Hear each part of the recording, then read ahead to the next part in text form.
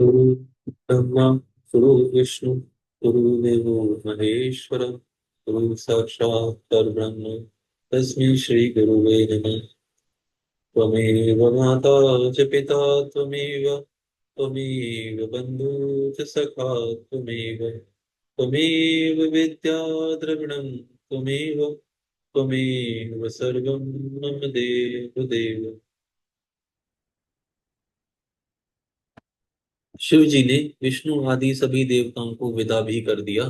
फिर भी वे लोग परम भक्ति एवं प्रेम के वशीभूत हो शिव जी के साथ साथ कैलाश पर्वत पर पहुंच गए। उन सभी देवताओं गणों तथा अपनी स्त्री सती के साथ भगवान शंभु प्रसन्न होकर हिमालय पर्वत पर सुशोभित अपने धाम में पहुंच गए। वहां जाकर संपूर्ण देवताओं मुनियों तथा अन्य लोगों का आदर पूर्वक बहुत सम्मान करके प्रसन्नता पूर्वक शिव जी ने उन्हें विदा किया। तदनंतर शंभु की आज्ञा से विष्णु आदि सब देवता तथा मुनिगण नमस्कार और स्तुति करके प्रसन्न मुख होकर अपने अपने धाम को चले गए।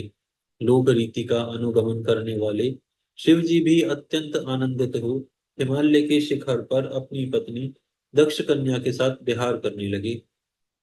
हे मुनि, इस प्रकार सृष्टि करने वाले वे शंकर सती तथा अपने गणों के साथ प्रसन्नता पूर्वक पर्वतों में उत्तम अपने स्थान कैलाश पर्वत पर चले गए।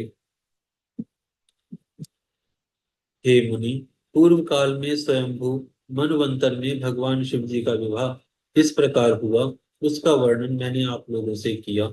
हे मुनि, जो विवाह काल में यज्ञ में अथवा किसी भी शुभ कार्य के आरंभ में भगवान शंकर की पूजा करके शांत चित्त होकर इस कथा को सुनता है उसका सारा वैवाहिक कर्म बिना किसी विघ्न बाधा के पूर्ण हो जाता है तथा दूसरे शुभ कर्म भी सदा निर्विघ्न पूर्ण होते हैं। इस उत्तम कथा को प्रेम पूर्वक सुनकर कन्या सुख सौभाग्य सुशीलता आचार तथा गुणों से युक्त हो पतिव्रता तथा पुत्रवती होती है। यहाँ से 21वां अध्याय प्रारंभ होता है। इस अध्याय में कैलाश पर्वत पर भगवान शिव एवं देवी सती की मधुर लीलाओं का वर्णन किया गया है। नारद जी बोले, हे तात, हे अनग, आप सर्वज्ञ की बात ठीक है। आपके द्वारा मैंने शिवाशिव के अत्यंत अद्भुत एवं कल्याणकारी चरित्र को सुना। समस्त मोह को दूर करने वाले परम ज्ञान संपन्न मंगलयान तथा उत्तम विवाह कर्म का वर्णन भी अच्छी प्रकार से सुना। हे महाप्राग, फिर भी शिव जी एवं सती के अत्यंत मनोहर एवं उत्तम चरित्र को सुनने की प्रबल इच्छा है। अतः आप मुझ पर दया करके पुनः उसका वर्णन कीजिए। ब्रह्मा जी बोले, हे मुनि, आपकी इच्छा परम दयावान शिव जी की लीला सुनने में लगी हुई है। यह तो परम सौभाग्य की बात है। हे सौम्य, जो आपने मुझे शिव जी की लीला का वर्णन करने के लिए बार बार प्रेरित किया। हे नारद, शिव जी ने दक्ष प्रजापति की कन्या एवं जगत जननी देवी सती के साथ विवाह कर उन्हें अपने स्थान ले जाकर जो कुछ भी किया उसे सब सुनो। हे देवर्षि, दक्ष से विदा होने के बाद महादेव जी गणों सहित अपने आनंददायक स्थान पर जाकर बड़ी प्रसन्नता के साथ अपने परम प्रिय वाहन नंदीश्वर से उतरे।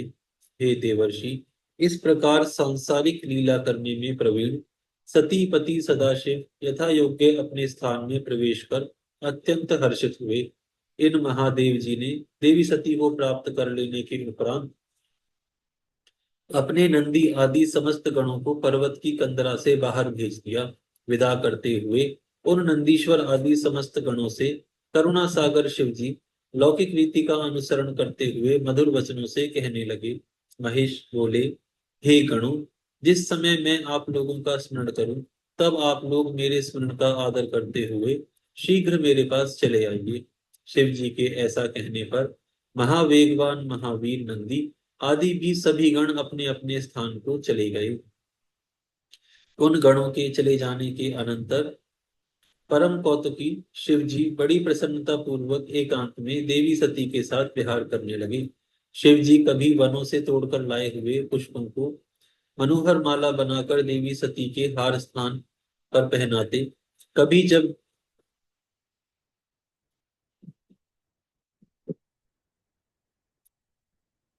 ठीक है।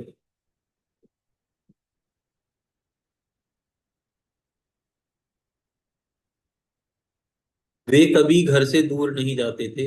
यदि दूर जाते तो भी वो शीघ्रता से वापस आ जाते थे, और किसी बात को सोचती हुई सती के नेत्रों को देखते थे। कभी वे अपनी, इसमें पूरा देवी सती और भगवान शिव का ही वर्णन है, तो मैं इससे आगे चल रहा हूँ।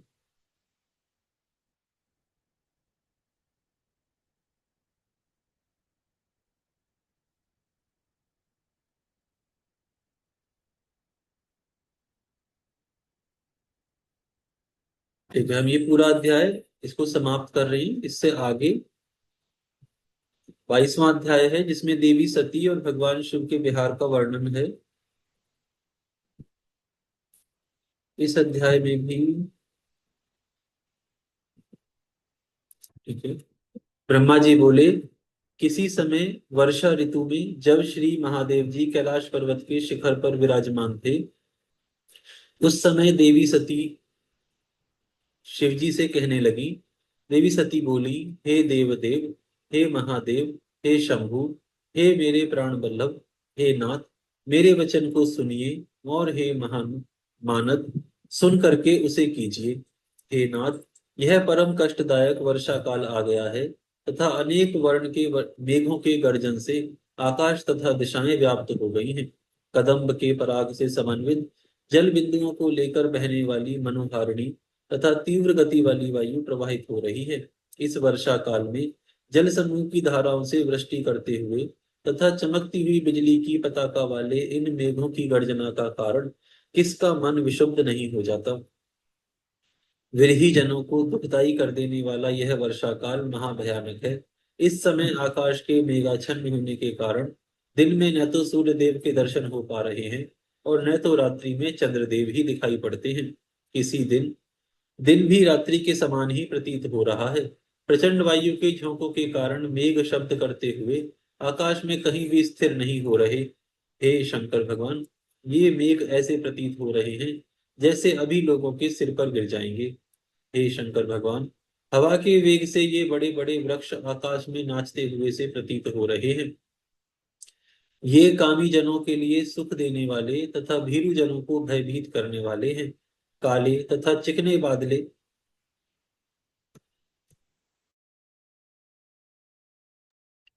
काले तथा चिकने बादलों वाले आकाश के ऊपर उड़ती हुई बक पंक्ति यमुना नदी के ऊपर बहते हुए फैन जैसे प्रतीत हो रहे हैं। ईश, काली रात्रि में बादलों में छिपा हुआ यह चंद्रमंडल समुद्र में प्रदीप्त हुई वडवागिनी के समान प्रतीत हो रहा है। हे विरूपाक्ष, इस मंदराचल पर्वत शिखर के प्रांगण में भी वर्षाकालीन घासें उग गई हैं। फिर अन्य स्थानों की चर्चा क्या ही करूं। मंदराचल आश्रय ग्रहण करने वाले इन काले, श्वेत तथा रक्त वर्ण के मेघों से यह विशाल हिमालय इस प्रकार प्रतीत हो रहा है जैसे पत्तों से पूर्ण दुग्ध का समुद्र हो। श्री शोभा सभी वृक्षों को त्याग कर केवल विषमता से किंशुक वृक्षों को शोभित कर रही है। जिस प्रकार महालक्ष्मी कलयुग में सज्जनों को त्याग कर सभी ऊंचे नीचे पुरुषों को प्राप्त होती हैं। मंदराचल पर्वत के शिखर पर वास करने वाले बादलों के शब्द से हर्षित होकर मोर वन में अपनी पीठ दिखाकर नृत्य कर रहे हैं। मेघों के लिए उत्सुक इन चातकों की मधुर ध्वनि इस वर्षा काल में सुनाई पड़ रही है, और पथिक गण तीव्र जल वर्षा के कारण रास्ते में होने वाली थकान को दूर कर रहे हैं। हे शंकर भगवान, मेरी देह पर मेघों द्वारा ओले गिराए जाने से उत्पन्न हुई इस दुर्नति को देखिए, जो अपने अनुगामी मोर तथा चातकों पर भी उपल की वर्षा और उनके ओलों से आच्छादित कर रहे हैं। हे गिरीश, मोर तथा सारंग भी अपने मित्र बादल से पराभव को प्राप्त कर दूर होने पर भी हर्षपूर्वक मानसरोवर को चले जा रहे हैं। हे सदाशिव, इस विषम परिस्थिति में केवल आपको छोड़कर कौवा और चकोर पक्षी ही अपना घोंसला बना रहे हैं। अब आप ही बताइए, घर के बिना आप किस प्रकार शांति प्राप्त करेंगे।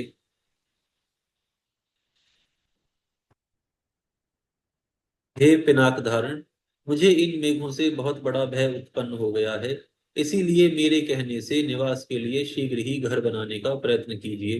हे वृषध्वज, आप कैलाश पर्वत पर, हिमालय पर अथवा महाकौशिक पर या पृथ्वी पर अपने योग्य निवास स्थान बनाइए। ब्रह्मा जी बोले, हे नारद, इस प्रकार दक्ष कन्या सती के द्वारा बार बार कहे जाने पर शिव जी अपने सिर पर स्थित चंद्रमा के प्रकाश पुंज के समान उज्जवल मुख से हंसने लगे। तदनंतर मुस्कुराहट के कारण खुले होठों वाले वे सर्व तत्व ज्ञाता महात्मा परमेश्वर महादेव जी सती देवी को प्रसन्न करते हुए कहने लगे। ईश्वर बोले, हे मनोहरे, हे मेरी प्रिय, तुम्हारी प्रीति के लिए मैं तुम्हारे रहने के योग्य निवास स्थान उस जगह पर बना दूंगा जहां मेघ कभी भी नहीं जा सकेंगे। हे मनोहरे, वर्षा काल में भी ये मेघ हिमालय पर्वत के मध्य भाग के नीचे ही घूमते रहते हैं। उसी प्रकार हे देवी, ये मेघ इस कैलाश पर्वत के भी नीचे ही नीचे घूमते हैं, कैलाश पर्वत के ऊपर नहीं जाते। पुष्कर, आवर्तक आदि मेघ भी जम्बू के मूल भाग तक ही रह जाते हैं। ये जम्बू के ऊपर रहने वाले सुमेरु पर्वत के शिखर पर नहीं जाते। हे प्रिय, इन वर्णित पर्वतों में जिस पर्वत पर आपके निवास करने की इच्छा हो, उस पर्वत को शीघ्र ही बताओ। इस हिमालय पर्वत पर निवास करने से स्वच्छंद विहार करने वाले स्वर्ण के सदृश पंख वाले ये नामक पक्षी समूह ऊंचे ऊंचे मधुर शब्दों से आपके कौतुक कैली क्रीड़ा का गान करेंगे। सिद्धों की कमनीय स्त्रियां मणियों के द्वारा कूट कर बनाई गई इस हिमालय की भूमि पर स्वेच्छा विहार काल में कौतुक से आपके बैठने के लिए आसन का निर्माण कर स्वच्छ पृथ्वी को आपके लिए अर्पण करेंगी और अनेक प्रकार के फल मूल आदि लाकर देने की इच्छा करेंगी। नाग कन्याएं, पर्वत कन्याएं एवं तुरंग मुखी नरियां, ये सभी मन को मोहने वाले अपने हाव भाव से सदैव आपकी सहायता करेंगी। तुम्हारे इस अतुलनीय रूप तथा मनोहरी मुख को देखकर वहां की स्त्रियां अपने पति के लिए मनोहर लगने वाले शरीर, अपने रूप तथा गुणों को धिक्कार करेंगी तथा आपकी ओर निरंतर देखती रहेंगी। पर्वतराज हिमालय की पत्नी मेनका, जो अपने रूप तथा गुण से त्रिलोक में विख्यात है, वह भी आपके मनोनुकूल ऐश्वर्य, आशीर्वाद तथा प्रार्थना से हमेशा आपको प्रसन्न करना चाहेंगी। सॉरी। गिरिराज से वंदना के योग्य समस्त पुरजन आपको प्रसन्न करने का सदा प्रयत्न करेंगे और यदि अत्यंत उदार रूपा आपको कभी शोक हुआ तो वे लोग आपको शिक्षा देंगे तथा अपने गुणों से प्रसन्न रखेंगे। हे प्रिय, कोकिलों के विचित्र मधुर आलापों से परिपूर्ण कुंज समूहों से आवर्त स्थान में जहां बसंत की उत्पत्ति का स्थान है, क्या आप उस स्थान में जाना चाहती हो, जहां विविध प्रकार के अनेक तालाब सैकड़ों कमलनियों से समन्वित शीतल जल से परिपूर्ण है, जहां अश्व, हाथी तथा गौओं का निवास है। हे देवी, वहां सभी प्रकार की कामनाओं को प्रदान करने वाले कल्प संज्ञक वृक्षों से घिरे हुए सुंदर मनोहारी पुष्पों तथा हरे भरे नवीन घास के मैदानों को प्रफुल्लित नेत्रों से देखना। हे महामाये, इस प्रकार के उस हिमालय पर हिंसक जंतुगण भी शांति पूर्वक निवास करते हैं। वह अनेक प्रकार के मृग गणों से युक्त हैं।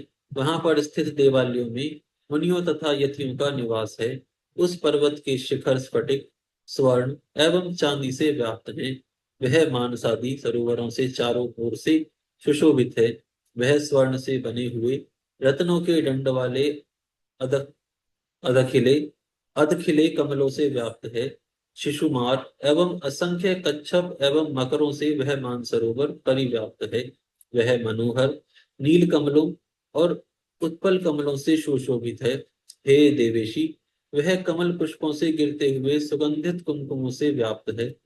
गंधों से समन्वित स्वच्छ जलों से वह मानसरोवर पूर्ण है।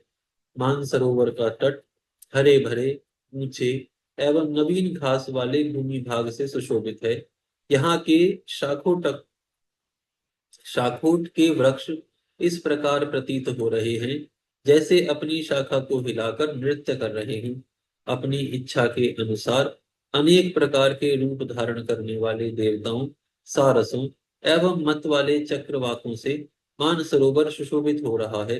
परम आनंद को प्राप्त करने वाले भंवरों के मधुर शब्दों से गूंजित वह मानसरोवर महान उद्दीपन करने वाला है। आज यहाँ विराम करते हैं, फिर कल से प्रारंभ करेंगे। हरिओम।